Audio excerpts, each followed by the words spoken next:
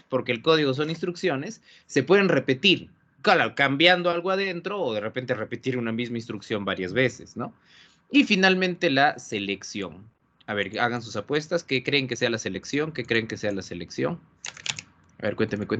¿Quién? A ver. Nadie. Luchito, ahí nomás está para hablar. ¿Qué creen que sea la selección?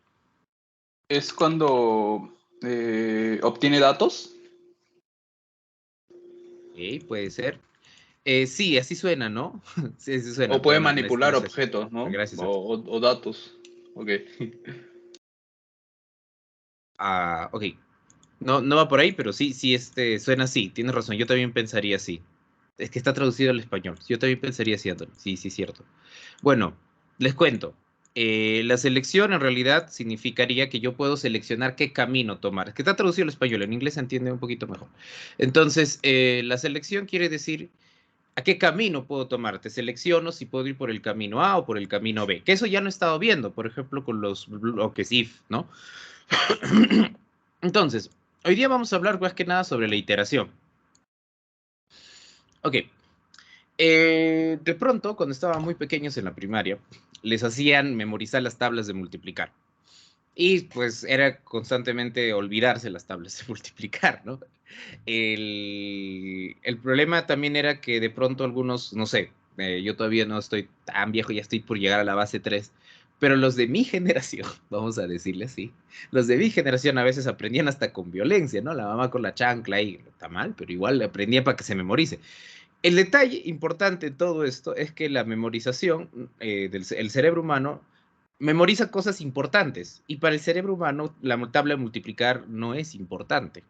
¿Por qué? Porque no te salva la vida. En cambio, si tiene que memorizar cuál es la forma de un animal peligroso, eso sí lo memoriza el cerebro. Y es más, se queda en los genes y lo puede, bueno, no tal cual como un banco de memoria, sino algunas otras cositas se quedan en los genes, ¿no? Y eso se transmite, ¿no? Es por eso que tenemos un famoso fenómeno del cognitivo llamado pareidolia, que es en español cuando tú miras las nubecitas y le ves forma de conejo. Ah, porque más probabilidad tenía de sobrevivir el que, por ejemplo, una sombra creía que era, no sé, algún animal peligroso y le metía una patada o salía corriendo, ¿no? Y en realidad era un tronco. Que el que decía, ah, eso es un tronco, no es un tigre. Pero en el fondo era un tigre y tenía, o sea, preferiría quedar el cerebro como tonto viendo una silueta en forma de tigre y era un tronco, que al revés, ¿no? Que en realidad sí era un tigre no, es un tronco. Y se lo comían. Entonces, memorizar las tablas de multiplicar no te salva la vida. Lo que memorizaban, tal vez algunos, era el salvarse del castigo, ¿no? Ese era lo que se memorizaba. Pero en fin, ¿qué son las tablas de multiplicar en el fondo cuando nos enseñaban de muy pequeños? En realidad, la multiplicación no es más que un algoritmo, ¿no? De suma repetitiva. Eso es las tablas de multiplicar. Y aparte, muchos recordarán que las tablas de multiplicar tenían un orden, que tú repetías. Por ejemplo, la tabla del 8 era repetir lo mismo que con la tabla del 9, que lo mismo la tabla del 7, y etcétera. Y que era simplemente repetir, multiplicar por varios números, ¿no? O sea, primero multiplicar por 0, luego multiplicar por 1, luego multiplicar por 2, luego multiplicar por 3. ¿Ok? Entonces vamos a hacer un pequeño ejercicio sobre ello. ¿Está bien? Bueno, acá tenemos el código. Esto de acá ustedes ya lo conocen. Esperaría que lo conozcan y si no, igual vamos a repasar. Esto de acá, ¿cómo se llama? O sea, ¿qué cosa es esto en Python? Cuando yo, por ejemplo, coloco un nombre cualquiera así. Sí, al azar. Puedo colocar acá Pikachu, lo que sea. ¿Qué cosa es esto? ¿Cómo lo interpreta Python si yo coloco cualquier cosa, cualquier palabra?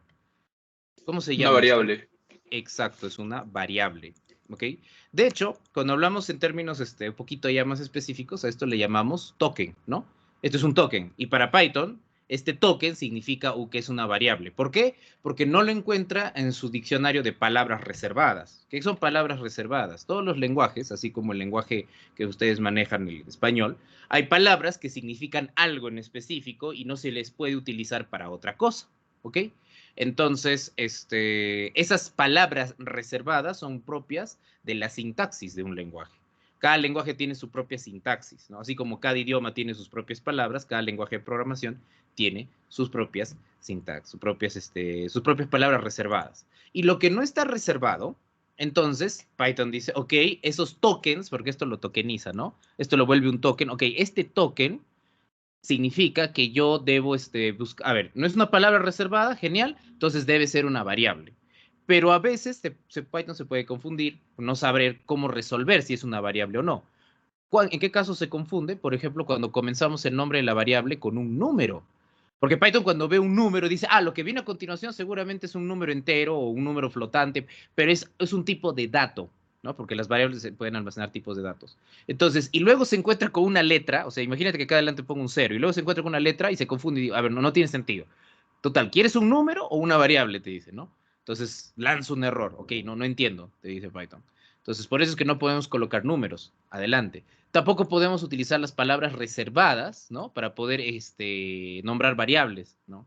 ¿Por qué? Porque si utilizo palabras reservadas, Python va a decir, ok, a continuación viene una instrucción que corresponde a una palabra reservada. O sea, una acción que yo sé que cuando me dicen, por ejemplo, for, if y tal, yo sé que tal acción debo realizar. Pero resulta que me estás colocando luego de eso un igual. Y Python dice, ok, en mi árbol semántico esto dice, ¿sabes qué cosa? Que si yo encuentro la palabra reservada for, lo que significa es que adelante va a haber una iteración. Pero yo encontré un igual, no tiene sentido, se rompe, ¿no? Entonces, pero si Python encuentra así, sin más, algo que no es una palabra reservada, entonces Python dice, ¿sabes qué? Esto es una variable. Pero al mismo tiempo, Python tiene que decidir, ok, es una variable, ¿qué quieres que haga con esa variable? Hay dos modos con esta variable, hay el modo de lectura y hay el modo de asignación. Entonces, si yo, por ejemplo, simplemente coloco acá la variable así, sin más, Python puede decir, ok, esto es de lectura, pero tal vez no. Entonces se adelanta, ¿no? Te borra estos espacios vacíos, se adelanta, ¿no? Un poquito te lo borra y dice, a ver, ¿qué hay más adelante? Hay un igual. Esto es la etapa de asignación, así se le conoce, asignar, porque lo que vamos a hacer es asignarle a base number un número. Eso es lo que vamos a hacer. Un momentito, por favor, disculpen, unos segundos.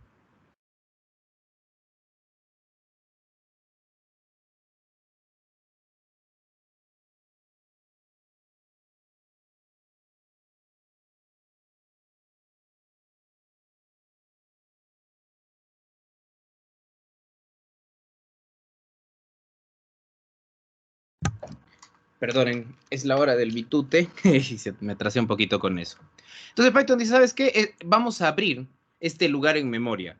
A ver, ¿cómo funciona en realidad esto de las variables por dentro? Lo que en realidad sucede es que, o sea, voy a hacer una representación muy, muy tosca, realmente no es así, pero es una idea, es una abstracción para que me entiendan. Imagínate que tú tienes un barrio, ¿no? O sea, vives en algún lugar y ese lugar tiene sus casas, tiene sus direcciones, ¿no? Tiene sus direcciones y tal, ¿no? O sea, imagínate, por ejemplo, que acá esté la casa de Pepito, ¿no? Imagínate que acá esté la casa de Pepito, ¿ok? Imagínate que acá una casa más grande, ¿no? No sé, una tienda de motos, electrodomésticos, no sé. Y acá dos casas chiquititas, ¿no? O sea, alquiler de galerías, por ejemplo, ¿no? Galerías muy pequeñas donde venden ropa, ese tipo de cositas. Y tú vives acá, ¿no? Ya cualquiera. Tu dirección a veces es como que, imaginemos que tu dirección es 171, ¿no? No sé, Los Robles 171, y el que sigue no es 172. ¿No? A veces, es como que un lugar impar, ¿no? O sea, si acá está para un lado los impares, para otro lado los pares, ¿verdad? O por último, sí, pues, así pasa. Entonces, tenemos direcciones, ¿no? Tenemos direcciones como por ejemplo 173 y así y tal, ¿ok? Ahora, imagínate que es muy conocido este negocio de acá, no sé qué es de venta de motos, es muy conocido, ¿ok? Y por lo tanto, cuando alguien quiere decir, o sea, imagínate que quieres llegar a este consorcio de motos y tú tomas una movilidad, no sé, taxi, un Uber. Si tú le das la dirección exacta, entonces va a padecer un poquito a veces el taxista en tratar de encontrar esa dirección, porque en su mente va a tener que buscar, va a tener que recorrer por todos lados, ¿dónde estará? ¿No? Ya sé dónde es. El consorcio de motos, sí, ese. Entonces, ¿por qué no me dice el consorcio de motos? Que es más fácil, ¿no? Entonces, eso sucede con las variables, ¿no? Y tu computadora también tienes espacios, solamente que no tienen estos números, tienen números hexadecimales, que son direcciones de memoria. O sea, tu memoria RAM, o sea, la memoria donde se almacena todo lo que estamos haciendo ahorita, todas las interacciones que hacemos, ahí se almacena, ¿no? Todo se almacena en una memoria. Y esa memoria es como si fuese un montón de casitas, y cada casita, ¿no? Tiene una dirección. La ventaja es que, a diferencia de mi analogía, la memoria de Random Access, así se llama Random Access, que significa acceso aleatorio, es que es de acceso 1. ¿Qué significa eso en español? Significa que yo no necesito, como el taxista, de pronto ir desde no sé, desde el punto de origen hasta este lugar para poder acceder a la información. No. En el Random Access Memory lo que haces es directamente puede teletransportarse tipo Goku, directamente se puede teletransportar a donde tú le digas y puede regresar trayendo lo que tú le has pedido. Eso puede hacer el Random Access Memory. O sea, puede acceder a cualquier lugar de memoria de un solo paso. O sea, como teletransportándose, ¿no? Puedes coger. No es necesario todavía que vaya desde el punto de origen, supongamos que se quedó un cursor en la casita 1 hasta la casita 173, tiene que caminar. No, no hace eso. ¿Está bien? Hay otro tipo por ejemplo, los discos mecánicos y hacen eso. Las tablas de multiplicar que mencioné al principio también es un tipo de random access memory. Bueno, en realidad sería un tipo de caché memory. ¿Por qué? Porque o sea, ¿por qué se hace memorizar a los niños las tablas de multiplicar? Porque para que él no esté multiplicando en su cabeza, a ver, primero haré 8 por 0 y luego le agrego 8 y se vuelve más 8, más 8, más 8. O por último, si yo digo, por ejemplo, 8 por 7, que significa 8 veces 7, significa que repitas 8 veces el número 7. 7 más 7 más 7 más 7 más 7 más 7, 8 veces. Para que no esté haciendo ese recorrido, te hacen memorizarlo. Para que, como está en la memoria, acceda de un solo paso. Ah, recuperas. No necesitas todavía ir desde el principio sumando 7 más 7 más 7. Puedes recuperar directamente la información, ¿no? Ese es el Random Access Memory. Entonces, el detalle está que acá se guardan nuestras variables, se guarda toda esa información, pero para un humano tratar de memorizar las direcciones, tal cual, es demasiado difícil, es demasiado trabajo. Y la mayoría de lenguajes para eso te tienen cubierto con esto de las variables. Dice, ok, la idea del lenguaje es que podamos construir programas, podamos construir instrucciones, de tal forma de que sea más fácil para el usuario. Entonces, ¿qué hacemos? Le damos a esto, en lugar de darle direcciones, le damos nombres, ¿ok? Le damos nombres y le podemos dar el nombre, por ejemplo, no sé, consorcio tal. Entonces, es más fácil identificarlo por el nombre que por su dirección en memoria. Y aparte, imagínate, las direcciones en memoria no son así, son más complicadas, son números inmensos. Entonces, memorizar eso como que... Y aparte que no es semántico. ¿Qué cosa significa semántico, profe? Semántico significa de que tú no lo entiendes ni yo lo entiendo. O sea, no entiendo el propósito, ¿para qué sirve? En el código, casi siempre, cuando es muy importante este tema de darle nombre a las variables. Porque si nosotros no le ponemos un nombre de que se entienda para qué estaba sirviendo, entonces cuando alguien vuelva a leer el código, le va a crear mucha confusión y va a decir, oye, yo no entiendo de qué se trata esto y voy a demorar tratando de entender, ¿no? Entonces hay que tener mucho cuidado con eso. Entonces acá dice el número base, ¿no? Con el que vamos a comenzar. Esta forma de escribir las variables para los que vienen de otros lenguajes se llama snake case. Ok, significa snake, significa serpiente, y porque parece como si fuese una serpiente, ¿no? O sea, imagina que dibujas una serpiente. O sea, la serpiente comienza acá, ¿no? Y luego su pancita, comienza su pancita. Cada vez esto es su pancita de la serpiente. Ok. Curiosamente, hay vamos a decirle, me he olvidado si es un paper o un artículo científico, que el snake case es mucho más legible, dice, que el camel case. El camel case es como si fuese un camellito, ¿no? O sea, acá no habría este guión abajo, habría la N, ¿no? Pero en mayúscula, para indicar como la joroba de un camellito, la joroba de un camellito. Entonces, ¿cuál de los dos debo escoger, teacher? Si es más legible el snake case, el de la serpiente, ¿por qué no escogemos eso para todo? Porque uno me puede estar equivocando. Ahora, pero supongamos que en realidad el artículo decía que el otro, que el camel case era el más legible. Igual hay un tema de idioma, que sea idiomático. ¿Qué quiere decir eso? Que en la mayoría de lenguajes de programación tienen como una serie de reglas que no estás obligado a seguir, ¿no?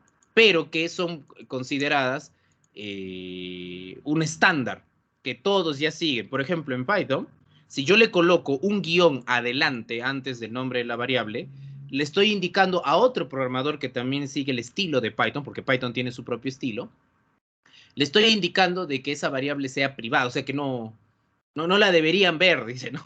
Oye, pero no hay forma de evitar que alguien la vea. No, es que no hay forma, ese problema.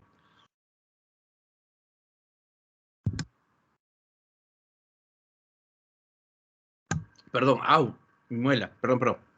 Entonces, esas cositas no son obligatorias en el lenguaje, pero la mayoría sigue esa convención, ¿no?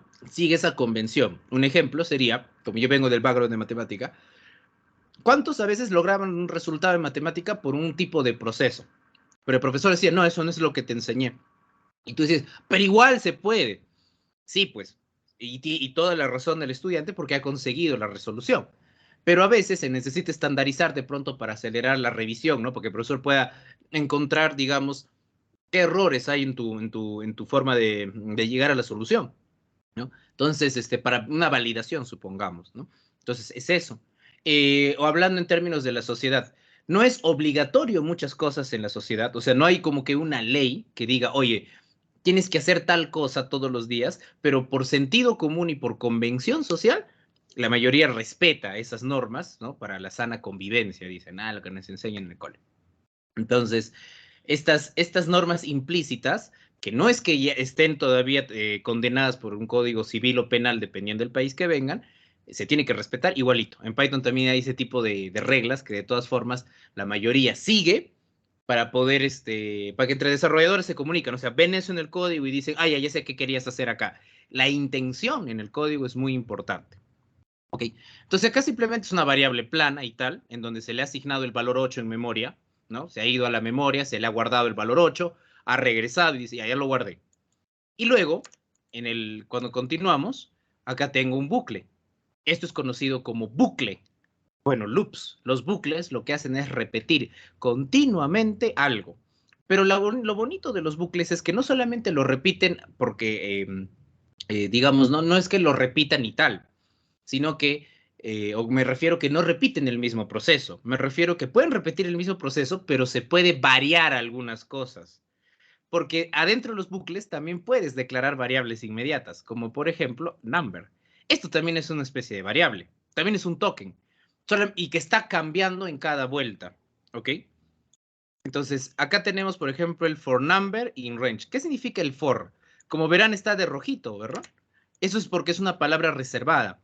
Ahora, si yo le edito en texto plano, obviamente no te va a salir ese color rojo. Para eso tenemos ayudas visuales, a veces de ciertos programitas, ¿no? Que nos ayudan a hacer syntax highlighting, así se llama, ¿no? Como, no sé cuál será la traducción, discúlpenme. Entonces, el for es una palabra reservada. Python dice, ok, esto de acá significa que quieres que repita varias veces algo. Pero el problema es hasta dónde, ¿ok? ¿Hasta dónde quieres que repita? Si tú no le dices a Python hasta dónde quieres que repita algo, Python se puede ir hasta el infinito.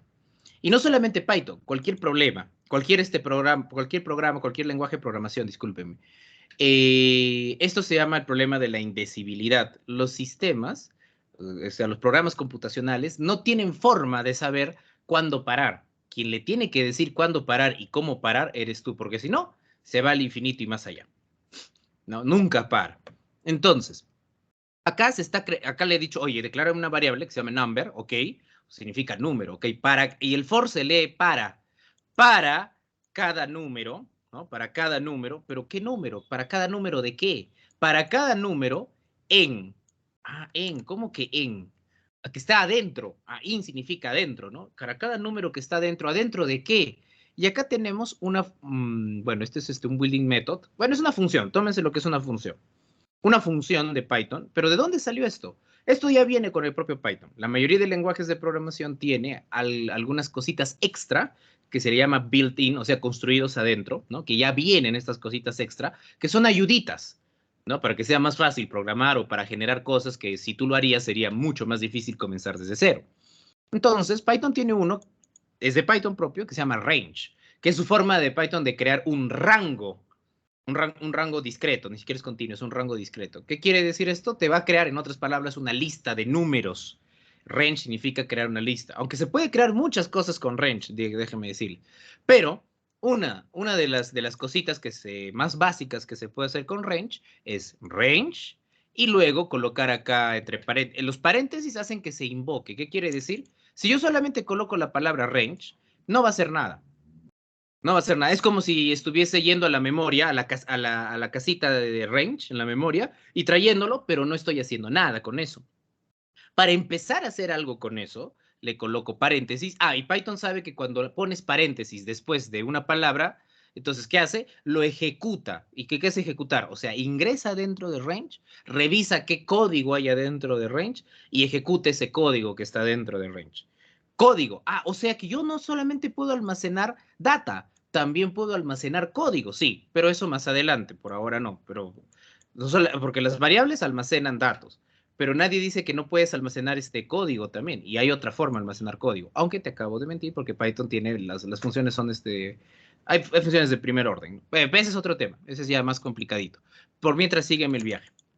Entonces, range vendría a ser una función que lo que hace es crear un rango. Y si lo que tú le pasas acá es un número, porque le puedes pasar varias cosas, bueno, varios números en todo caso, si tú le pasas un solo número, entonces Python por dentro dice, ok, me pasó un solo número, entonces voy a crear un rango de números, y tu intuición probablemente te va a decir, ok, rango de números del 1 al 10, ¿no?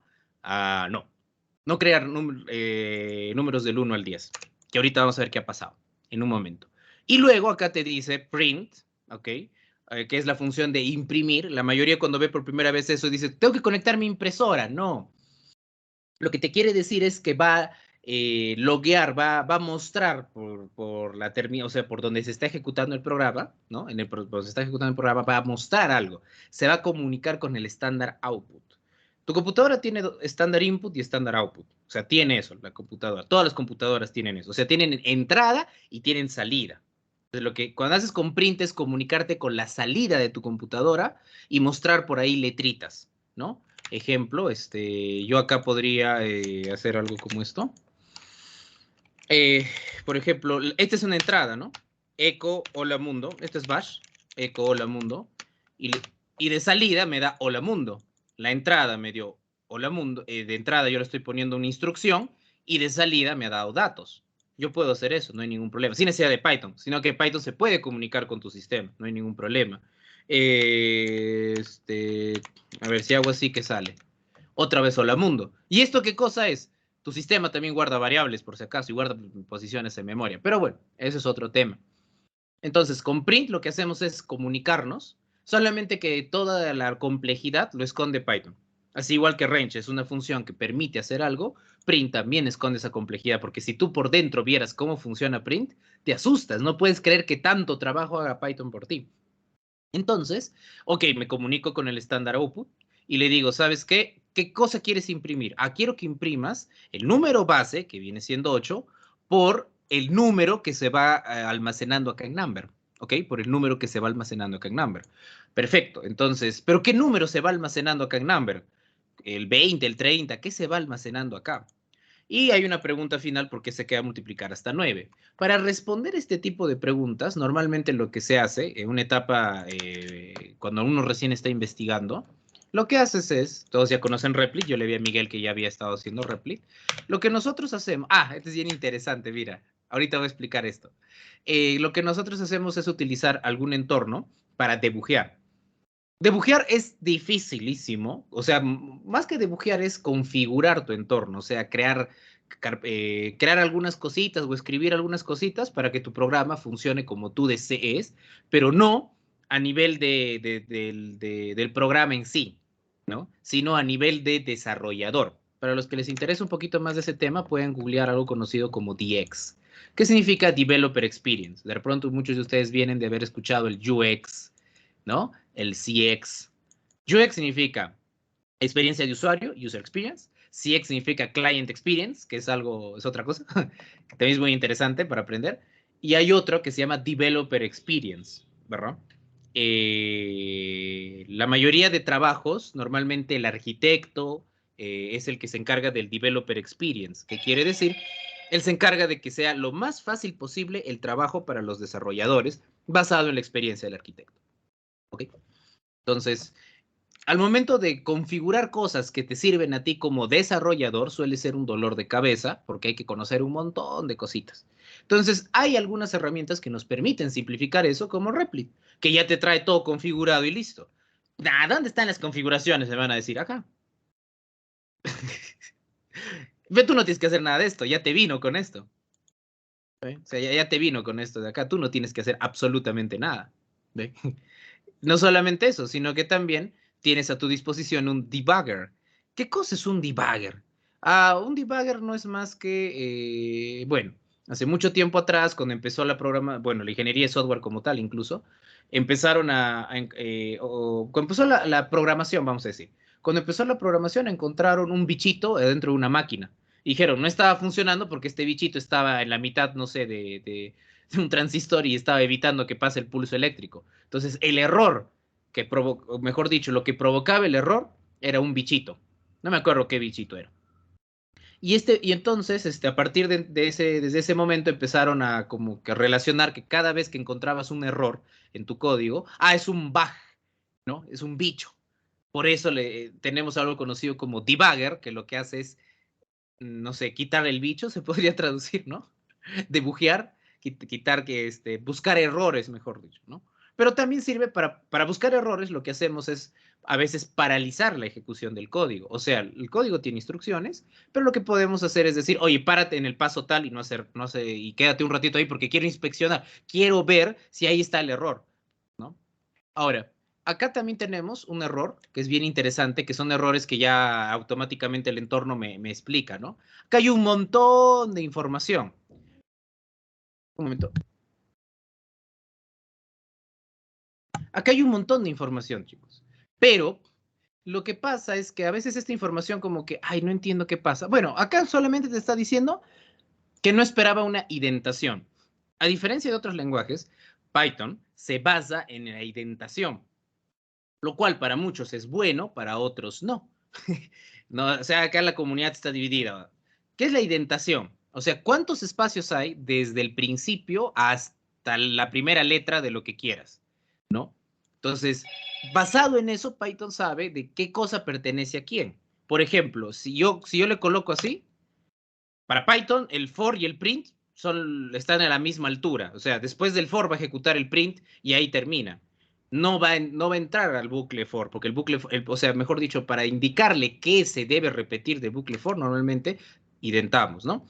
Igualmente acá, ¿no? Si yo le coloco una indentación extra, entonces Python dice, pero ¿por qué? O sea, ¿a quién pertenece esto? A nadie. Entonces, ¿qué está pasando? Entonces estás mal, ¿no? Si no lo idento, ya, le pertenece al programa, al contexto original del programa, ¿no? Le pertenece a la parte raíz, ¿verdad? Si yo, por ejemplo, hago esto, también, igual, ¿no? Se va a confundir. Oye, pero este for, ¿a quién le pertenece? A nadie. Entonces, ¿por qué le estás poniendo una indentación? La indentación permite diferenciar a quién le pertenecen esas instrucciones. Si le pertenece a todo tu contexto, a un bucle for, a un bloque if, ¿no? La indentación permite diferenciar. Entonces, si yo, por ejemplo, corro, ¿no? Esto de acá, imprime 0, 8, 16, 24, 32, 40, 48, 56, 64 y 72. Entonces la pregunta va a ser, ok, imprimió 8 por 0, 8 por 1, 8 por 2, 8 y así, y llegó hasta el 8 por 9, ¿no? 8 veces 9, pero no llegó al 80. ¿Por qué no llegó al 80? Entonces ahí viene la duda, ¿y por qué no llegó al 80? De pronto muchos ya en su cabeza estarán con la respuesta, ¿no? ¿Sabes qué? Es muy sencillo, comenzó en el 0 y terminó en el 9, ¿no? O sea, el primer número que entró acá fue el 0 y luego pasó al 2, y luego pasó al 3, y luego pasó al 4, al 5, al 6, al 7, al 8, y hasta el 9. Entonces me dirán, pero acá dice 10, está mal entonces esto, Python no sabe. No, no es que no sepa. Acá hay 10 números. De verdad, acá hay 10 números. Es que si tú empiezas a contar desde el 0, no llegas al 10. O sea, si cuentas 10 números empezando desde el 0, no llegas al 10, llegas al 9, ¿no? Ese es el detalle. Entonces, la mayoría se confunde porque porque está acostumbrada a contar desde el 1, pero resulta que la mayoría de lenguajes de programación, lo primero que contamos es el 0, casi siempre, ¿no? También yo le puedo decir que comience de otro número, nadie está diciendo que no. Sino que si no se dice nada, el principio de, por ejemplo, listas, vectores, arrays, o sea, cosas que tienen orden, rangos, el principio suele ser 0, ¿ok? ¿Y por qué no comienzan con 1? ¿Por qué no para indicar el primer lugar ponen 1 en lugar de 0? Bueno, me disculparán, no quiero hablar cosas que no son. Desconozco originalmente, desconozco el por qué. Más o menos tengo intuición de que por qué creo que es, ¿no? Porque, bueno, el 0 es un número natural y el 0 realmente marca el principio, ¿no? Sí, pues el 0 marca un inicio, ¿no? No marca, el 1 ya marca que has avanzado del 0 al 1. Ah, ya.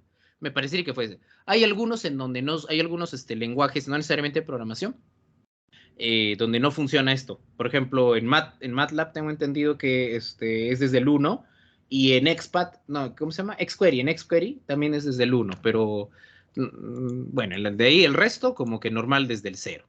Ahora, si tú quieres ver esto lento, dices, ah, ya sé, lo puedo volver más lento el código. No, incluso más que volverlo lento, podemos paralizarlo, podemos frisearlo. ¿Cómo que podemos frisearlo? Sí, sí puedo frisearlo.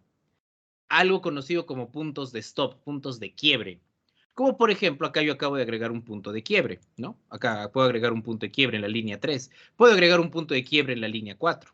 Yo voy a agregar, o sea, lo que le voy a decir es cada vez que entres a la línea 4, para. Y le voy a dar clic acá en, bueno, en este play, ¿no? Ok, ¿dónde está? Ahí está. Y te salió acá un montón de información. Un montón de información. Por ahora, mucha de esta información les va a confundir, no se preocupen, y es más, les va a confundir más porque estoy utilizando Replit, así que ni lo miren. Concéntrense en lo que dice variables, nada más. Y te dice special variables. Bueno, porque está en el contexto. Acá estas special variables, ¿no? Son Dunder, la mayoría de esto. Son variables que ya vienen con Python, que tú no las ves, pero que ya están ahí. Están ahí están contigo, ¿no? Están ahí las variables. Así como en Story Ghost. Por ejemplo, acá hay unas variables, ¿no? Que están almacenando un montón de cosas, ¿no? Que no nos interesa por el momento. Pero, por ejemplo, esta está bonita. Esta variable file almacena el nombre de mi archivo, ¿no? Mi archivo se llama main.py y esto también se llama main. Ah, mira, mira, mira, mira. También me almacena el nombre, este name que se llama main. ¿Qué significa esto? Que este es el punto de entrada, aparentemente. Ah, genial, genial el nombre, ¿no? Main, bacán. Entonces, por eso van a ver código que dice if name igual a main. O sea, como quien diciendo, si esto es mi punto de entrada, ejecútate, si no, no ejecutes, ¿no?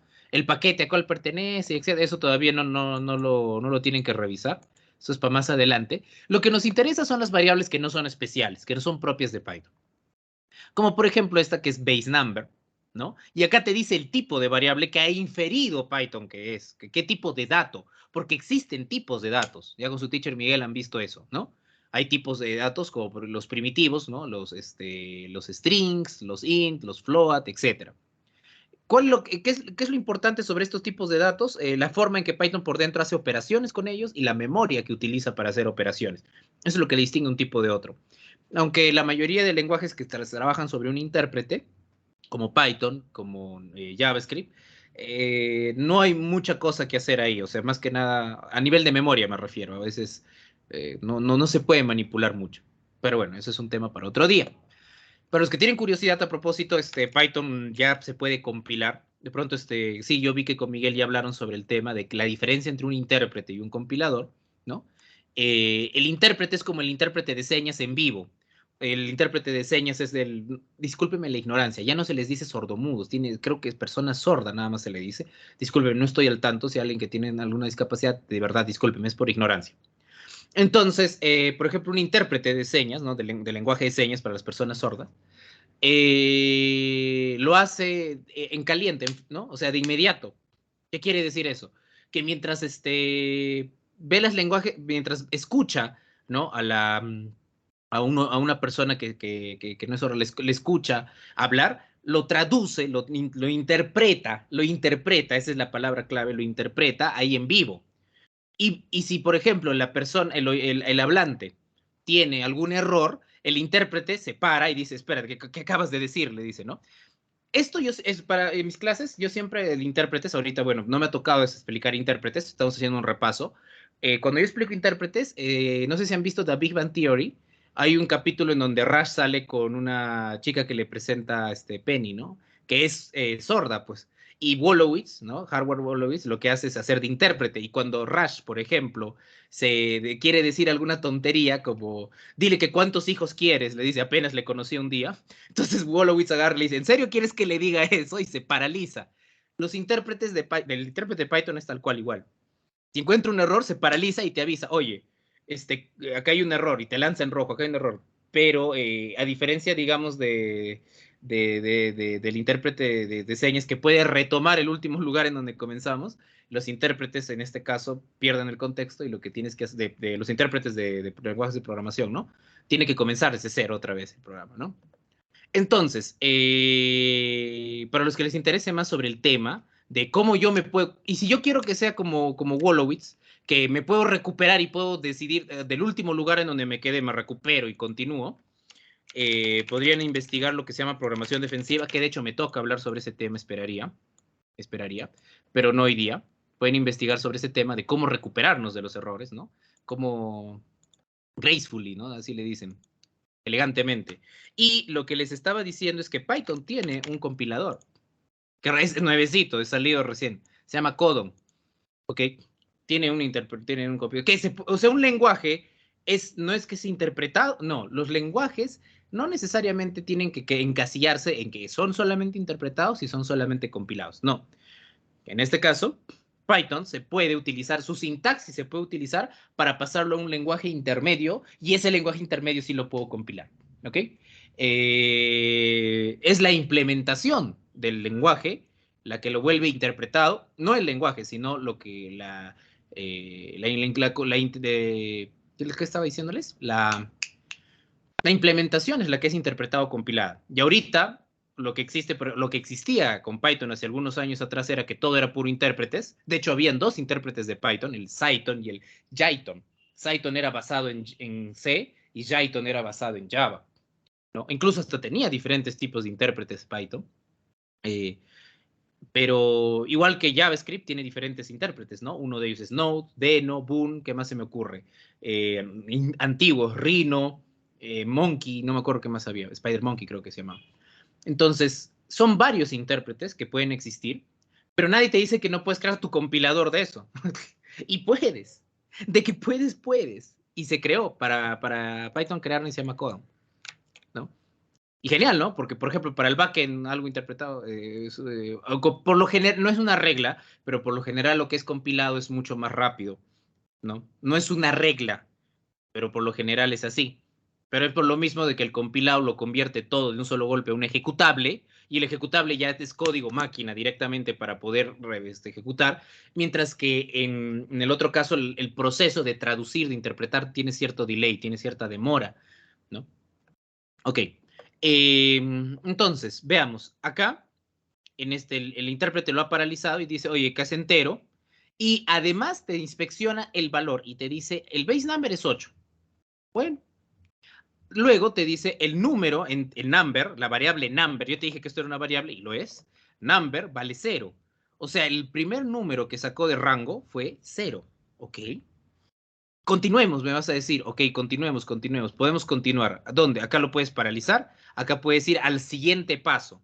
Oye, pero no hay más breakpoints. No, pues como esto es un bucle y va a repetir esta instrucción, el siguiente paso sería otra vez volver a repetir esto, pero para nuestra sorpresa, ahora, ¿no? Para nuestra sorpresa, espérate un pasito más. Ahí está. El number comenzó literalmente con 0, tal cual, y luego tuve que hacer un paso más, perdón. El number ahora vale 1. Entonces, ¿qué? ¿Cómo que vale 1? Sí, empezó con 0, ahora vale 1. ¿Ok? Está iterando, está avanzando, ¿ok? La siguiente, bueno, está paralizándose. Luego les explico por qué eso es normal.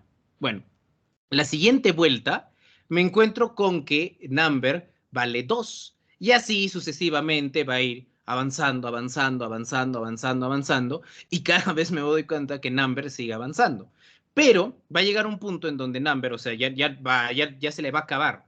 El rango se acaba en 9 y ya expliqué por qué. Porque si tú le pusiste 10, ok, ¿quieres 10 números? Te los coloco. Comienzo con el 0 y termino con el 70, con el 9, pero son 10 números. Pero sí, pues del 0 al 9 hay 10 números. Ah, ok. Eso es lo que te dice Python. Y ya está. Principalmente es eso. Ok. A ver, ¿qué más dice acá? Entonces la pregunta, ¿por qué se queda hasta multiplicar por 9? Ah, porque range es exclusivo y no inclusivo. Ah, ok, ¿qué significa eso? Exclusivo quiere decir que excluye. Okay. Normalmente cuando la mayoría dice exclusivo piensa que es solamente de un grupo. O cuando te dice exclusivo es solamente de un grupo y para otros no. Claro, está excluyendo. Ah, ya. Entonces al 10 no lo agarra, lo excluye. ¿No? Comienza con el 0, pero al 10 no lo agarra porque le estás pidiendo la cantidad. Inclusivo es cuando sí incluiría al 10. Hay algunos casos en los que sí se puede incluir. ¿No? Entonces, acá viene un detalle. For no es la única forma de hacer bucles. ¿No? Existe otra forma de hacer bucles que es while. Pero por mientras vamos a quedar ahí un ratito, porque acá tengo que hablar sobre algo interesante y por qué le di el nombre de stepper acá. Vamos a tener un mini receso. Si tienen dudas, preguntas o algo, déjenlas normal por el chat. O acá estoy, podemos continuar con esas dudas, no hay problema. Hay que tener un mini receso, por favor, de unos 3 minutitos. Se me está secando la garganta. Les pido comprensión, por favor.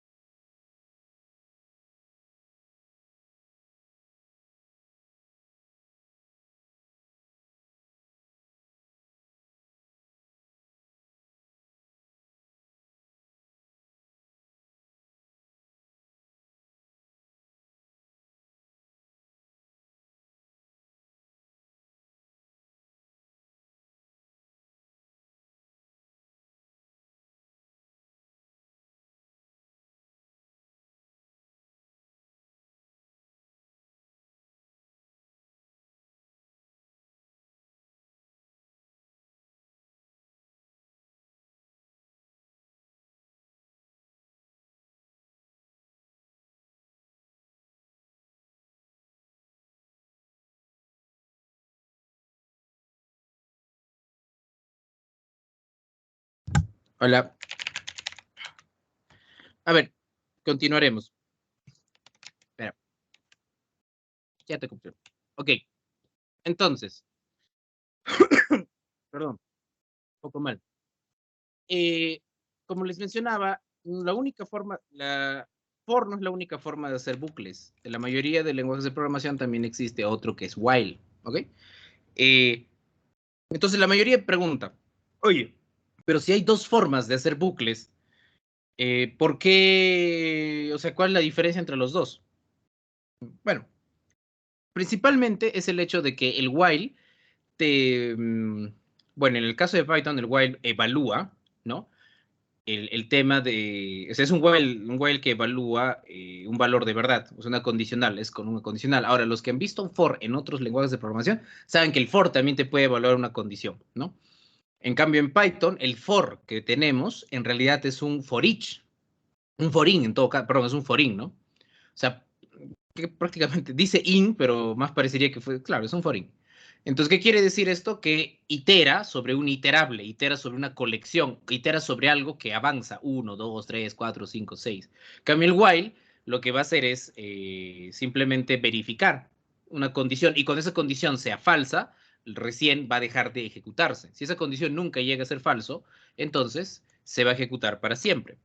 En otros lenguajes saben que existe el for que también evalúa condición, entonces ahí viene la pregunta, ¿cuál será la diferencia tal cual? Depende, en algunos lenguajes da lo mismo, simplemente ya es por una cuestión de sintaxis, de estilo, ¿no? En otros lenguajes tiene que ver también respecto a su intérprete, ¿no? Perdón, a su compilador. En los primeros compiladores de C creo que estoy hablando sin saber, pero vamos a poner al azar que dependiendo de cómo manejabas el while, creo que era más eficiente que el for, me parece. Recuerdo, pero así por algunos segundos. En fin, ahora veamos. Acá dice que el base number vale 8, normal. Y acá tengo algo conocido como stepper, pero ¿de dónde saldrá ese nombre de stepper? Ahí viene el problema. Ahorita vamos a hablar sobre eso. Stepper significa el que da pasitos, ¿no? O sea, como una escalerita. Y si se dan cuenta, luego de eso el stepper se asigna con 0, ¿ok? Ah, el range comenzaba con 0, acá también asignas con 0, ¿sí? Y acá le coloco mientras el cual significa mientras el stepper, o sea, mientras el que almacena los pasitos, sea, ¿y esto qué es? Menor o igual. Ah, esto es un operador, ¿no? De comparación, así se le llama. Operador de comparación, repito, operador de comparación. Hay muchos operadores de comparación, ¿no? Mentira, son poquitos, pero provienen de matemática. O sea, mayor que, mayor igual que, menor igual que, si es exacto, si es igual o si es diferente. Esos tres existen. Esos tres que digo, esos no sé cuántos mencioné, 6. Entonces, acá yo tengo un menor o igual. Parece una flecha hacia atrás, no, pero no se confundan, es menor o igual. Entonces, mientras el stepper sea menor o igual que 10, ¿ok? Mientras el stepper sea menor o igual que 10, por favor, haz lo que ya vienes haciendo desde un momento, que es imprimir el número base, que en este caso es 8, multiplicado por el stepper. Entonces, no estoy muteado, ahí está. Ya. El stepper obviamente avanzará de 0 y se va a quedar con 0 toda la vida si yo no le digo al stepper, oye, avanza un poquito más, avanza uno más. Ah, entonces tengo que hacerle al stepper avanzar. Las variables, justamente variar, ¿no? Viene de cambiar, ¿no? Entonces, significa que este stepper puede cambiar. O sea, que no se va a quedar, yo le asigné 0 y se queda con 0 toda la vida. No. Así como vieron en el bucle for que number cambiaba continuamente, este stepper también lo puedo cambiar. ¿Ok? Pero ¿cómo lo cambio? De la siguiente forma. Acá el stepper lo que le decimos es, oye, ¿sabes qué? Te voy a asignar algo nuevo. Okay. De hecho, esto de acá es muy confuso para la mayoría. Lo voy a explicar o sea, con los que recién están comenzando. Ok, lo voy a explicar. Vamos a pensar que acá está stepper, ¿sí? Que acá está stepper en tu memoria. Sí, en la memoria está stepper ahí, en la memoria está. En la memoria ahí están las casitas y la casita de acá hay más variables, ¿no? Variable tal. Ya han visto que hay un montón de variables. Y en stepper está almacenado el 0. Ahí está el 0 adentro de la casita stepper. Ok. Entonces, si yo hago esto, stepper, ¿no? Si yo hago el stepa, si yo hago esto, significa lectura, ¿ok? Si yo hago esto, significa leer, o sea, encuéntrame el valor de stepper, ¿cuánto vale? Si yo hago nada más esto, es lectura, vamos a ponerle la W de lectura. Esto nada más es lectura. Pero si yo hago esto de acá, es escritura. Miren, si yo hago así, stepper, ¿ok? De hecho, voy a ser más específico todavía. Si yo hago así, stepper, ¿ok? Si yo hago así, stepper, ¿ok? Si yo hago así, stepper, y le coloco el signo de igualdad, entonces, ni bien encuentra el signo de igualdad, Python dice, ok, entro a modo de escritura. Pero es ingreso al modo de escritura, no que ya terminó de escribir. ¿Dónde finaliza el modo de escritura? Acá. En este punto finaliza el modo de escritura, ¿no? En este punto ya finaliza el modo de escritura. Entonces, el modo de escritura finaliza cuando ya terminó esta línea, ¿no? Pero no finaliza ni bien ingresa, no, tiene que finalizar acá. Acá lo único que hace es avisarle al intérprete, ok, prepárate y abre en memoria ese lugar de stepper para poder empezar a escribir información ahí, pero todavía no sabemos qué información va a escribir. Cuando llegamos al final de la expresión, de la instrucción, ahí recién finaliza la escritura, ¿ok? Entendamos esos dos momentos. Entonces, si yo tengo, por ejemplo, la expresión que hace un momento veía, que era stepper igual a stepper, la mayoría, cuando recién está comenzando, se acuerda de las ecuaciones de primer grado, ¿no? Ya, entonces, la típica, ¿no? X igual a X más 1, así. Se va, 1 igual a 0, ¿qué pasó? Dicen, ¿no?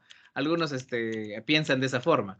No. Recuerda que este es el operador de asignación, no es una expresión de igualdad. Entonces, más 1, ¿ok? Más 1 le colocamos. Entonces, ¿qué está pasando? Hasta acá, cuando llega acá, Python dice, ok, el usuario quiere que cambie el valor de stepper, pero todavía no sé con qué. Y luego, ¿con qué quieres que lo cambie? Te pregunta. A ver, dime, ¿con qué quieres que lo cambie? A ver, papi, ¿con qué lo cambiamos? Entra acá y dice stepper otra vez, ¿ok? Pero estos procesos de escritura y lectura no se confunden entre ellos. O sea, no porque o es escritura o es lectura, uno de los dos. No te preocupes, dice. En paralelo, bueno, en concurrencia lo puedo hacer. Entonces, ¿quieres stepper? Ok. Pero Python no te pregunta, oye, no acabamos, o sea, Python no le interesa, ¿no? Te dice, no acabamos ahorita de abrir el canal de comunicación con stepper para guardar algo nuevo. No te pregunta, le da igual. Ya se olvidó ya. Lo tienen pendiente. Ok, ¿y este stepper de acá qué cosa hace? Te trae el valor con que estaba stepper originalmente, que es este. Ok, te trae originalmente el valor con que estaba stepper, el valor original con que estaba stepper. Ok, como todavía no acabó el proceso de escritura, este stepper que está acá representa al valor original, al valor previo, que es 0. Y si le agrego 1, 0 más 1, o sea, el valor original de stepper era 0, y si le agrego 1, 0 más 1, se vuelve 1. Ok, acá acabamos, ¿no? Finalizamos.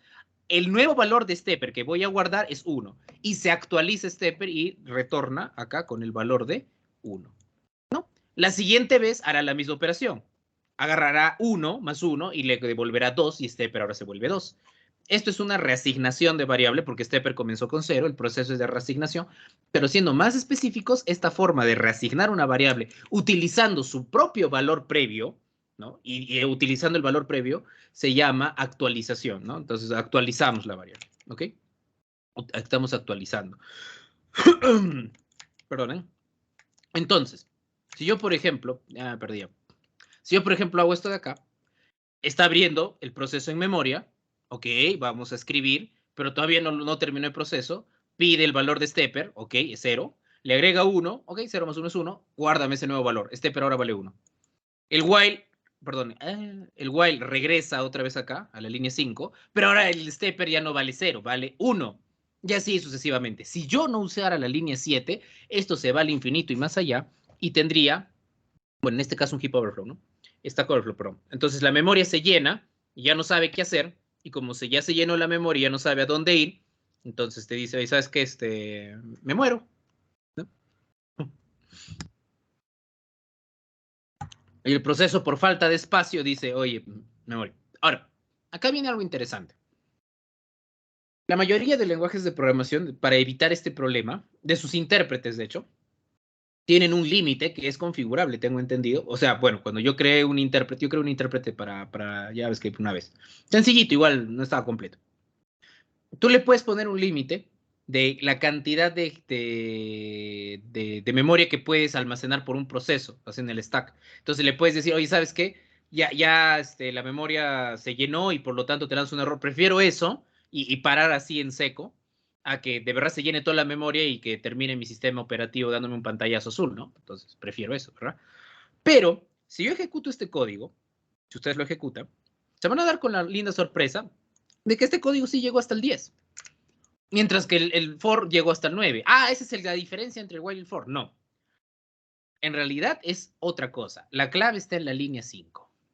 En la línea 5 yo tengo un menor igual que. ¿Qué significa? No estoy diciéndole para antes del 10. O sea, si comienzo en el 0 y paro antes del 10 son 10 números. 0, 1, 2, 3, 4, 5, 6, 7, 8, 9. ¿Ok? Y desde el 0 hasta el 9 son 10 números. Bien. Pero si le pongo o igual, que en este caso es menor o igual, entonces va a agarrar incluyendo al 10. Va a avanzar hasta el 10. Y del 0 al 10 hay 11 números. Ah, ya. Entonces, bueno, esa es la explicación del por qué. ¿Está bien? Bueno, esto es para ustedes en realidad. Perdón. Esto es para ustedes. Deberíamos lograr esto. El problema es que, a ver, en un momento voy a explicar sobre algunas cositas hoy día. Tengo ahí chismecito ahí. Esto es lo que me interesa. ¿Por qué le puse stepper? Y esto es lo que, bueno, disculpen por la mala edición, nos ganó el tiempo. Hay un framework llamado los 11 roles de las variables. Cuando yo digo la palabra framework, la mayoría dice, o sea, me descargo el paquete. No, no, no. Framework es un marco de trabajo. Qué bueno que sepas traducir, Piero. ¿Qué más? ¿Qué es un marco de trabajo? Es el conjunto de un montón de herramientas que en programación son librerías, pero en este caso, a ver, o sea, ese es tal cual ya cuando saco un framework de programación, esto es otra cosa, es un framework de otra cosa, es un framework de lectura de código. Tengo una batería de herramientas, tengo una batería o sea, mi toolbox, ¿no? Tengo una batería de herramientas, pero el framework lo que hace es organizar esas herramientas en procesos, en pasitos, en recetas que funcionan, ¿ok? Eso es lo que hace, eso es lo que hace un framework. Entonces, ejemplo, tú puedes tener un montón de herramientas de cómo construir una casa, o sea, puedes tener tu martillo, puedes tener, no sé, los ladrillos y tal, pero el framework o la técnica para poder utilizar todas esas herramientas para poder construir la casa, la técnica que tiene el albañil o de pronto el ingeniero de civil, los planos y te dicen, no, por acá tiene que pasar el sistema eléctrico y tal, eso ya es un framework. O sea, porque ya está utilizando las herramientas de forma organizada y sistemática. Ahí acá es sistemática, ¿no? O como sinónimo de sistemático, algunos usan orgánico, algunas definiciones, pero por ahí, ya se entiende. Entonces, el framework de los 11 roles de las variables, ¿no? El framework de los 11 roles de las variables, te dice, oye, ¿sabes qué? Existen las variables tienen un rol, así como ustedes tienen un rol. Por ejemplo, Shakespeare en la farsa cósmica decía que el rol del que nacía en una familia campesina era morir a los 40 años con una gripe, porque así era en la Edad Media. O sea, tú nacías como cuidador de puerquitos y te morías como cuidador de puerquitos. Tenías que resignarte. Ese era tu lugar en la sociedad, ese era tu rol. O sea, eso era tu función, eso era lo que tú significabas y hacías en la sociedad, ¿no? Eso era lo que decía Shakespeare en la farsa cósmica, ¿no? Hasta que vino la peste negra y mató a medio mundo y los campesinos que sobrevivieron se volvieron burgueses y tal, bueno. En fin. Entonces, las variables también pueden tener roles. Bueno, aunque las variables se quedan con ese rol hasta su... No, deberían, nadie dice que no pueden cambiar. Tú le puedes reasignar con cualquier otro valor. Por ejemplo, la variable comenzó con 0 y tú le reasignas un string que dice papá. Ese es en Python, porque es en el intérprete Python, ¿no? Los que son, que tienen, porque Python no tiene para revisar el tipado. Tipado estático no lo revisa. O sea, hay otros lenguajes que comienzan como un número y deben terminar como un número, porque así es, y porque ya en memoria, o sea, una cosa es porque en memoria ya abrió el espacio necesario para ese número, ¿ok? No es lo mismo el espacio necesario que necesito para almacenar un número que el espacio necesario que necesito para almacenar una letra. Son espacios diferentes. Entonces, la cantidad en sí, la cantidad de espacio que ocupan es diferente en memoria. No es lo mismo almacenar un número que estamos seguros que va a llegar hasta, por ejemplo, 256, ¿no? Que almacenar un número, 8 bytes, ¿no? un byte, perdón, 8 bits, un byte. Que un número que de repente me va a llegar hasta 1.924.237, ¿no? No sé. Entonces, no es lo mismo para los compiladores. Dicen, o sea, ellos ya separan el espacio y nada más tienes ese espacio, no puedes hacer más. ¿Ok? Cambio Python, como tiene intérprete, o el intérprete Python al menos, lo que hace es adivina de qué se trata ese número y lo que te dice, ok, yo no voy a ser dinámico, ¿no? El famoso tipado dinámico. Dinámico es que es flexible, puede cambiar así, se adapta, ¿no? Entonces dice, oye, ¿sabes qué? Yo de forma dinámica puedo cambiar que esto era un entero, ahora te lo cambio un string, no hay problema. ¿Cuál es mejor, cuál es peor? Es un gran depende. Normalmente hay muchos que dicen, es preferible uno de tipado estático, aunque sea. ¿Por qué? Porque te evita errores, ¿no? O sea, te evita errores de pronto que alguien haga una cosa, o sea, que no tiene mucha coherencia, ¿no? Eh, Eso es uno. Otros necesitan mucha flexibilidad, entonces dicen, nada, igual voy a utilizar algo como Python y con su intérprete de Python y más rápido termino el trabajo. Entonces es un gran depende, es de la necesidad. Y tal. Entonces, las variables pueden tener estos roles y en Python, a pesar de que tienes dinamismo en cuestión a variables, lo que se sugiere es que intentemos nosotros tener coherencia cuando trabajamos con dichas variables. Como por ejemplo este fixed value. ¿Qué significa el rol de fixed value? Significa que no debe cambiar. Estos normalmente son las famosas constantes. En Python no existen las constantes como tal. Si tú las puedes poner con mayúscula, puedes poner con mayúscula, eso también es algo idiomático de Python, ¿no? Yo puedo poner, por ejemplo, phi, porque pi es una constante, 3.14, 15, 9, 26, 53, 51, 9, me he olvidado. Entonces, tú dices, ok, le puse pi. Bueno, bravo. Ahora, ¿y qué sigue? Le pongo con mayúsculas al nombre, ¿ok? Entonces le comunico a otros que este valor no debe cambiar, no debe reasignarse, pero hay una forma de frisear ese valor, sí y no. La verdad es que con el intérprete de Python, el último que tenemos, no se puede. ¿Habrá en algún momento, alguna forma, algún feature para poder frisear el valor? Creo que con Codonite. Pero no es que tú de verdad puedas frisearlo. No es que tú de verdad lo puedas congelar y se quede en 10. Alguien lo puede cambiar, pero la idea es que cuando lo ve en mayúsculas, entiende que te están diciendo no lo debes cambiar. Ahora, hay otros lenguajes que sí, como por ejemplo con palabras reservadas como final, o que no sea mutable, ¿no? O sea, por ejemplo, en Rust mut le ponen y otros no le ponen mut. No le ponen mut, se queda como constante, de mutable. Entonces, ¿qué más? A ver, o en JavaScript const, ¿no? Con eso, de verdad, sí tú no puedes reasignar. Ya no le puedes reasignar. En Python no tiene ese feature, en otros lenguajes sí dicen, oye, ¿sabes qué? Esto no debe cambiar de valor y de verdad te impide cambiar de valor, ¿no? El stepper, el rol de stepper significa que que va avanzando, o sea que el valor que está dentro de la variable stepper continuamente va avanzando, pero hacia adelante, ¿no? Va avanzando. O bueno, también puede ir hacia atrás, pero la cosa es que en intervalos iguales va avanzando. El flag, muchos en TikTok ven esta, ¿no? Oye, que no pague la cita a medias, bandera roja. Bueno, igual no entran en discusión sobre esos temas, cada uno tiene su forma de pensar. Estoy haciendo un ejemplo nomás, ¿no? Entonces, había uno que era un poco chistoso, entre comillas, porque hablaba de la poligamia. Que no te deje tener más de un novio, bandera roja. Decía, yo vi un TikTok así una vez, ¿no? Entonces, bandera roja. ¿Qué es esta bandera roja? Lo relacionan con las banderas, por ejemplo, si han ido a la playa, hay banderitas de diferentes colores, que significa, la roja es como decir, acá no entres, ¿no? O sea, a la marea te va a llevar y acá hay un tiburón para colmo. O sea, vas a quedar como Happy Tree Friends o el Explosion, no me acuerdo cómo se llama, Happiness Enciendes. Entonces, oye, no entres, peligro, ¿no? Es de la bandera roja, es un warning, ¿no? Peligro. Las banderas lo que hacen es,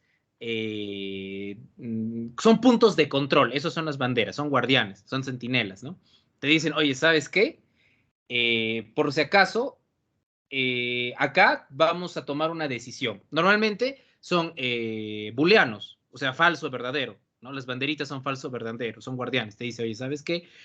Si cumple esto, pasas, y si no cumple, no pasas. El walker, algunos ya han empezado a dejar de considerarlo, porque es para iterables el walker, más que el stepper, que son muy similares. El most recent holder significa que ahí pones el último valor, valor más reciente, porque a veces, por ejemplo, en algoritmos como encuentra el más reciente, te dicen, ¿no? Encuentra el valor más grande, encuentra el valor más pequeño. Entonces, tú no sabes cuál va a ser el valor más pequeño y el valor más grande. Entonces, tienes un lugar en donde vas almacenando lo más reciente, ¿no? O si quieres actualizar alguna caché. El most wanted significa el valor que tú estás buscando. Ahí vas a almacenar tu resultado. Esto sería como el resultado. Los gatherer y los containers son muy similares. En Python prácticamente son la misma cosa, diccionarios y listas, o sea, donde yo voy a almacenar valores temporales, ¿no? O quiero organizarlo, al menos quiero organizarlo, ¿no? El follower, muchos ya han dejado de usarlo. Ahorita no vamos a trabajar con symbols ni pointers. En Python no existe tal cual. El organizer, justamente son los famosos stacks, o sea, que tienen orden. O sea, son como los containers, los gatherer, pero estos tienen orden. Ahorita acabamos de usar un organizer que es range, porque tiene un orden. Empieza 0, 1, 2, 3, ¿no? Y el temporal son variables netamente intermedias. O sea, es como que por legibilidad, aunque sea, nada más. Tranquilamente uno puede, te hago un ejemplo rápido. Tranquilamente yo acá de frente evalué, ¿no? Imprímeme la multiplicación. Supongamos que es muy ilegible para alguien. Estoy exagerando. Entonces le ponen acá el result, ¿no? O product, que sería en inglés, este es un most wanted, si se dan cuenta, el product es el most wanted. ¿Y qué le asignamos? El valor de esto, ¿no? Por ejemplo, ahí está. Y imprimimos el product. Este es tu most wanted. El temporal podría ser number, ¿no? Temporalmente me sirve para almacenar el paso intermedio, ¿no? De que se va almacenando ahí esto, ¿no? Se va almacenando esta cosita de acá, el range se va almacenando. Y así, ¿no? Entonces son como que variables de paso intermedio. Este framework se espera que la mayoría de desarrolladores usen, ¿ok? ¿Qué quiere decir? Que la mayoría trate de pensar basado en este esquema, en esta abstracción, ¿no? En este modelo. La mayoría debe de pensar en eso.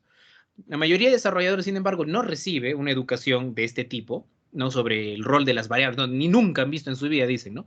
Entonces, ¿qué pasa? Codean como a su criterio. Pero acá hay un tema bien difícil. Acá, por ejemplo, hay muchos de muchos países, valga la redundancia, muchos.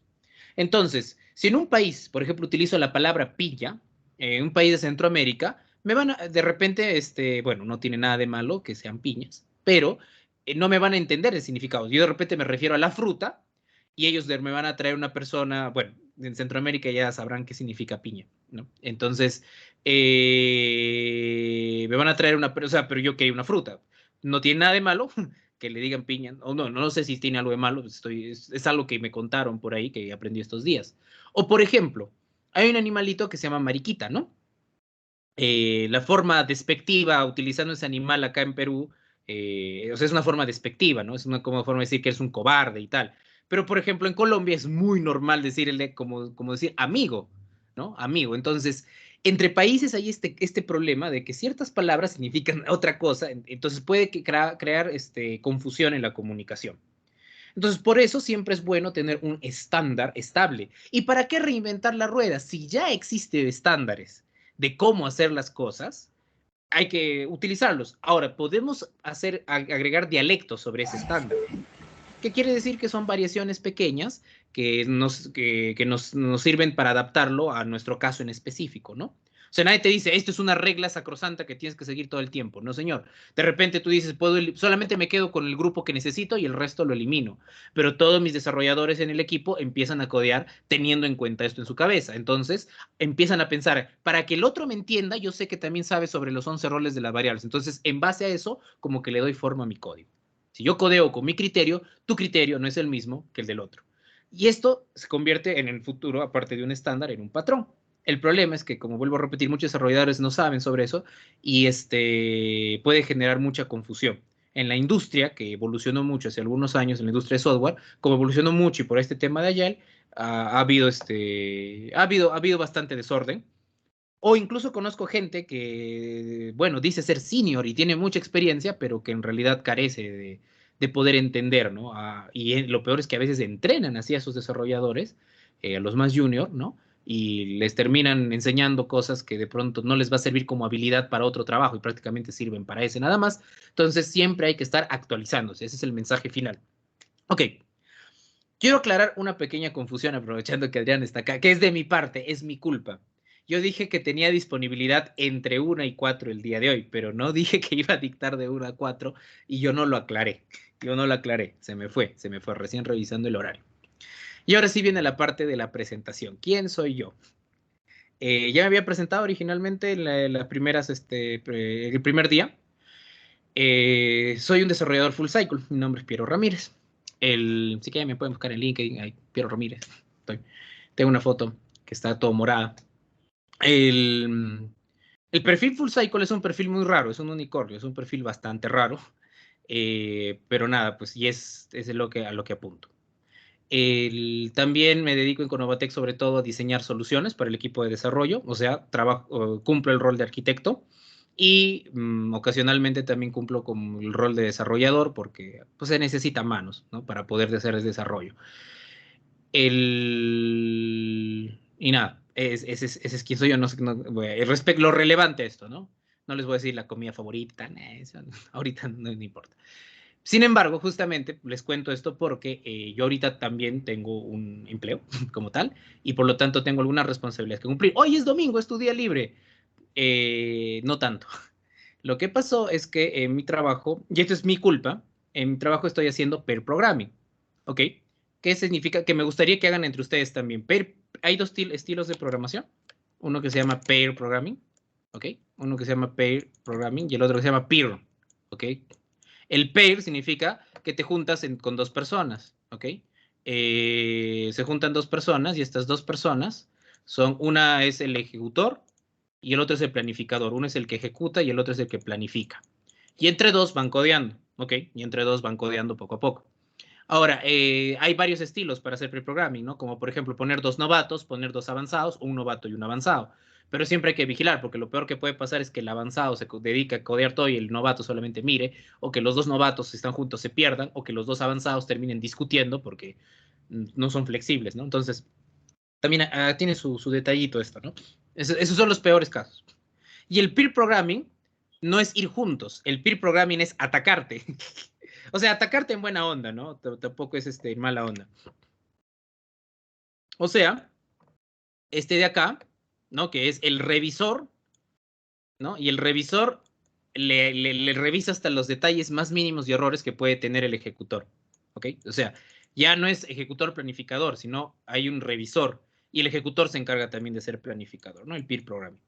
Entonces, como hay dos chicos que en mi trabajo todavía están un poquito, de hecho, hemos ingresado los tres al mismo tiempo, ¿ok? Si muchos se preguntan, oye, ¿cuánto tiempo tienes programando? Es poco, poquísimo. La verdad es que es muy poco el tiempo que tengo programando, chicos. Y hemos ingresado al mismo tiempo, pero el problemita estaba que los chiquitos que han ingresado todavía, digamos, no tienen la misma velocidad que de pronto yo ya adquirí, porque ya tengo un poquito de experiencia. Entonces, mi jefe me encargó que por favor yo les acompañara en su proceso de aprendizaje. Entonces, estoy haciendo pair programming. Pero el problema es que ahora para mis entregables no he planificado bien y me ha faltado tiempo. Entonces yo tengo que llegar a un entregable el día lunes, o sea, mañana, y me está faltando tiempo. Entonces, nada, pues, son cositas que a veces pasan y tengo que sacar. Esa es mi responsabilidad porque yo me comprometí para el lunes, es mi culpa. Es mi culpa, porque yo me comprometí con el lunes y no planifiqué ni avisé los horarios en los que yo debía hacer el trabajo. Y ese es otro punto. Cuando van a estudiar y cuando van a programar, es muy importante ser muy disciplinado y organizado, porque si no, el desorden causa algo que Luis ya conoce, que Luchito está en contra de nosotros, que se llama Luchito, ¿me haces acordar cómo se llama eso? Ah, no está Luchito ahí. O sea que me olvidé el término. El término que cuando tú miras algo y te causa un choque cognitivo y no lo entiendes a la primera por el desorden. ¿Carga cognitiva? Ahí está, gracias. Sí, iba a decir complejidad, no, porque complejidad es otra cosa. Carga cognitiva, gracias, Luchito. Entonces, la carga cognitiva, sí, ese es el término. La carga cognitiva se genera por el desorden, ¿ok? Tanto a nivel de código, tanto a nivel bueno, de tu orden como trabajar. Ese es en todo aspecto, ¿no? Pero a nivel de código, hablando específicamente, sí. Es por eso que les menciono lo de los 11 roles de las variables. Es muy importante que a nivel de código intenten no tener desorden para que el futuro, tu futuro yo y el resto no les cause carga cognitiva. Pero eso también es un arma de doble filo. Porque imagínate que tú dices, ya sé, patrones de diseño, frameworks y tal. Si la otra persona no conoce ese estándar, le va a causar carga cognitiva también, porque va a decir, yo no sé sobre ese tema. La buena noticia es que, como esto ya existe, y no tienes que reinventar la rueda, le puedes mandar a esa persona a estudiar ese tema y que se vaya acostumbrando poco a poco. Es un estándar. Es un estándar, ¿no? Es un estándar. Entonces, esa es la buena noticia. Cambio, si yo creo mi propio framework o mi propia forma de comunicarme con el resto, lo más probable es que sea, va a pasar lo que, y les cuento como una anécdota personal, va a pasar lo que sucede a mí. Había gente que programaba bajo su criterio y cuando yo llegué no entendía nada, ¿no? Entonces me decían, no, pero es que se entiende, está fácil, pero yo no entendía nada. Yo esperaba ver un patrón para que sea más fácil. Y dicho y hecho, ¿no? Cuando uno lo revisa, luego se da cuenta que... Y al revés, de los frameworks que yo utilizaba patrones de diseño, para ellos era casi inentendible, no entendía, ¿no? Y también era una responsabilidad de mi parte que a veces ya me hacía cosas muy complicadas y que no ameritaba hacerlas complicadas, ¿no? También ese es otro tema. Cuando nosotros descubrimos estas cosas, ya a todo le queremos meter. No, por eso dije, esto no es una regla sacrosanta, es un depende. Hay veces en donde ya es innecesario, que es muy obvio o que para lo que estamos haciendo no hay necesidad de meterle tanto potencia, tanto poder, ¿no? Entonces, como que, no, igual se va a entender sin necesidad de este framework, dices, y sí, a veces es cuestión de tu criterio. Bueno, entonces, yo les dejo esta tareita, ¿no? Está súper sencilla, ¿no? Y nada, prácticamente eso sería todo conmigo el día de hoy. Si tienen alguna duda o algo por el estilo, no duden, preguntar siempre es gratuito. Recuerden, el bootcamp está orientado para gente que recién está empezando, sobre todo estamos tratando de explicar cositas que son muy fundamentales en la base, que no se suele explicar desde la base, ¿no? Entonces, no porque la oferta educativa esté mal necesariamente, sino porque normalmente son temas eh, que a veces no lo tomamos en cuenta porque no pensamos que es importante, ¿no? A veces suele pasar eso. Entonces, estamos tratando de explicar ello. Recuerden, si tienen una necesidad ustedes a nivel de oferta educativa mayor, háganos saber. Tienen ahí a Adrián, a Brian, a mí, a Miguel, a cualquiera de nosotros, ¿no? A Jorgito, y nos pueden contactar y dicen, oye, necesito realmente ahorita aprender tal cosa porque me urge y es más importante. Entonces lo tomamos en consideración, como les dije, juntamos un grupito, hacemos un taller, estamos para eso. Y si tienen una duda muy específica, también nos la pueden hacer llegar por el grupo de WhatsApp del Bootcamp, no hay ningún problema. Creo que acá un par ya está hay otro grupo que también es paralelo, pero que es muy avanzado, donde ahí me ven cotorrear a cada rato. Si ya creen que tienen, y normal, y si no lo tienen, también. Si creen que tienen el nivel suficiente y se sienten muy avanzados y esto les parece muy sencillo, nos pueden decir, y yo sí quiero colaborar con Novatec, quiero hacer mi voluntariado como tal, nos avisan, si es que hay espacio, les decimos que sí, que eso depende de Adrián, no de mí. Y nada, pues vamos ahí investigando y viendo algunas soluciones que de pronto nos puedan ayudar a obtener un portafolio más grande, ¿no? Porque creo que todos están acá porque están en búsqueda de mejores oportunidades siempre. Nada, eso sería todo. Muchas gracias por la paciencia y por haberme escuchado. Solo hay dos tipos de compilación. Espérate, acá hay otra cosa. Sí, tienes razón, al revés era Britain Ray, gracias Mario. Me equivoqué. A ver, vamos a leer. Si se cambia el nombre del archivo main.py al ejecutar alguna cosa, el nombre sí reconoce el nuevo nombre como tal, pero no reconoce el nuevo entry point, ¿no? O sea, el main no cambia. Y no cambia porque tu archivo ha cambiado de nombre, pero sigue siendo tu punto de entrada. O sea, ¿por qué? Porque cuando tú lo ejecutas Python y tal archivo, Python supone que lo que estás ejecutando es el punto de entrada. Ese es tu punto de entrada. Si le pones la barrita guioncito M, Python entiende que es un módulo y entonces ya no es tu punto de entrada, ya no es el main. Es ahí donde no cambia. José dice, solo hay dos tipos de compilación. No, o sea, bueno, uno es el intérprete y el otro es el compilado. Y hablando de compilados, hay varias técnicas para compilar, ¿no? Por ejemplo, los primeros compiladores de C que eran así de frente con su linker, ¿no? Y tenías que tener un ensamblador, ¿no? Ahora, hay otros que utilizan LLVM, que es un lenguaje, trabajan con un lenguaje intermedio universal. O sea, con LLVM, cualquier cosa que crees lo puedes convertir en algo compilado. LLVM, o sea, B de vaca M. Y el otro como Python, en su Java Virtual Machine, que tiene un compilador just in time, y por eso algunos discuten. Java no es compilado, Java en realidad es un interpretado, porque es un compilador just in time, ¿no? Es un JIT. Ay, para estudiar un montón. Eso, ¿cómo se llama? ¿Cómo se llama, Adriancito, ese curso que llevamos? Autómatas e intérpretes, ¿no? No me acuerdo. Me olvidé. Primer ciclo lleva ese curso. Eso toma un semestre aprender más o menos. Toma un semestre. Pero bueno, igual más o menos ya les doy una pequeña orientación. Listo, chicos, que tengan una bonita tarde. Se agradece su presencia. Cuídense bastante. Espera, siguen preguntando. Ya me quedo. Java versus Python, ¿cuál es más seguro? La seguridad depende de quien lo implementa. Seguridad respecto a qué debería ser. O sea, ejemplo, muchos podrían decir Java es muy seguro porque tiene su Java Virtual Machine y es bastante maduro y tiene tal cosa. Ok, genial. Pero recuerdo Java, por ejemplo, con su string interpolation, puede ejecutar código dentro de eso. Y hubo un caso muy sonado que era el log4j. Era una librería que simplemente te servía para imprimir logs así bien bonito. O sea, para que no termines haciendo con el CISO, ¿no? CISO no write y las cosas, sino que te lo imprima en un formato entendible y universal. Resulta que si al logger tú le pasabas, por ejemplo, un lambda, te lo ejecutaba el lambda. Entonces le podías pasar código malicioso.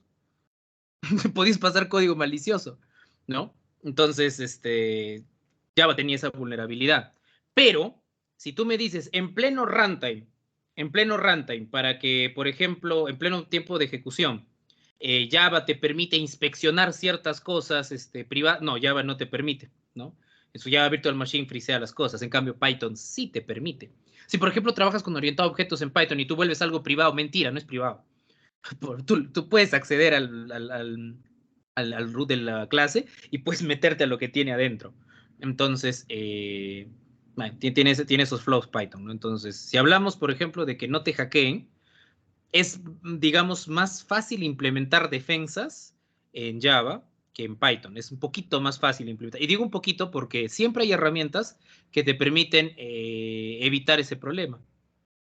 Por ejemplo, si yo trabajo en Python y sé que tiene ese problema de seguridad entre de que puedes encontrar cualquier cosa adentro de las clases y tal, ¿no? De los objetos, porque todos son objetos de primera clase en Python. Entonces, de repente crear alguna validación previa, ¿no? O de repente hay librerías que ayudan a hacer eso, ¿verdad? Y en el caso de Java, ¿por qué hicieron? Ah, Log4j se deja de usar y tal, ¿no? Entonces ese es el detalle. Sí, siempre hay esos problemitas lastimosamente. Entonces, las empresas, sin embargo, hasta donde yo recuerdo, pero empresas ya un poquito grandes prefieren Java. Entendería que es por seguro. Muchas empresas que tienen que ver con finanzas prefieren Java también. Bueno, al menos en Perú pasa eso. Puro Java, Java, Java, Java prefieren, ¿no?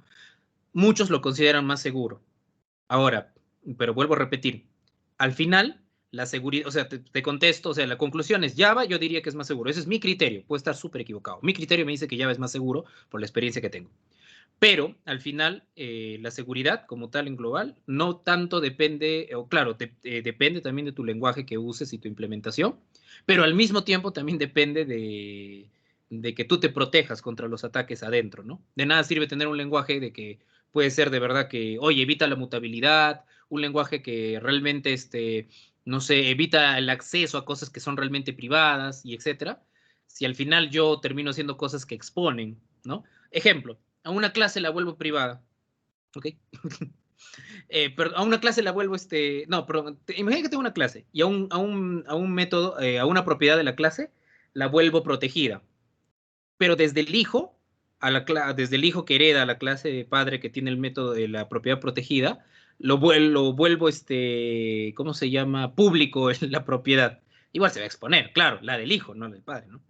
Entonces, es como que, No, entonces, y aparte, más que tiene que ver con más que eso de privado, protegido, del encapsulamiento que le dicen, en realidad tiene que ver con el concepto de qué es, cómo se debe comunicar, ¿no? Más tiene que ver con la abstracción. Como tal, con la seguridad, en pleno runtime, igual tienes que chequear, tienes que ver, tienes que pensártela a veces dos veces. Sí, sí, sí, es cierto lo que dice ¿cómo dice Creo que es LEAP. LEAP, sí, ya ves, normalmente pues por el alto también la alta concurrencia de datos. Sí, se necesita a veces paralelismo incluso. Pero hay otras soluciones como C Sharp también, ¿no? C Sharp también aguanta bien eso. Porque el framework de Link está súper optimizado, está bonito. Pero bueno, eso ya me pasé. Eso. Yo también quiero, dice, ¿qué cosa quiere? No entendí. ¿Qué? Bueno, en fin, me voy. Creo que te quería hackear. Ah, yo también quiero hackear, dice. Ya, me voy, chao, chao.